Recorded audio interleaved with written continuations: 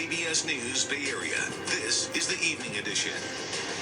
Shooting flames erupt from the Martinez refinery. A towering column of smoke seen for miles. Now a health advisory is announced for people in the area. We're live with the latest. And we're going to look at some air quality on that. I'll show you where the wind's moving that smoke. And then, of course, we got to talk about this rain. I hope you like rain. It's going to be around for a while. Like every day in this 7-day forecast has a chance on it. Some days, though, are bigger than others. I'll clue you into which ones those are. It's one of the most beautiful words in the dictionary. President Trump makes good on his vow to impose tariffs on Canada, Mexico, and China. We're explaining what that might mean for your wallet. But rain on top of mind for everybody today. The first rain of the year for the Bay Area sweeps in on the first day of February.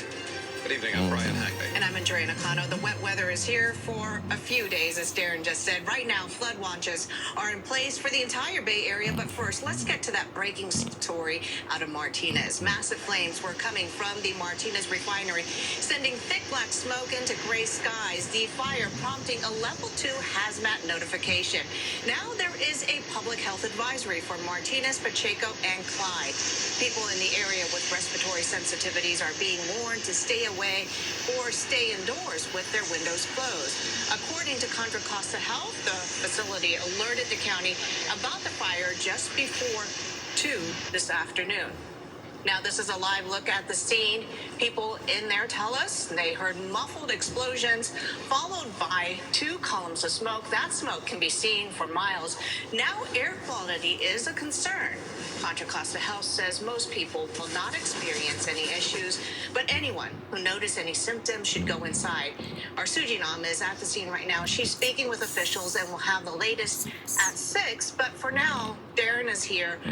What are the air quality concerns with this? Surprisingly, from looking at that picture, not terrible at this point. But there are 2 important distinctions to make here. I can show you what the particulate matter looks like, and that's the way we're used to tracking these things, like with particles.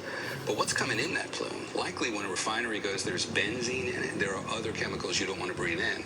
And I do not have any sensors around there that I can show you, good or bad. That's why there's an air quality district for that part of the bay. First of all, let me show you some of the challenges to this. If we take a look at the way the wind is moving through the bay, let's come back over to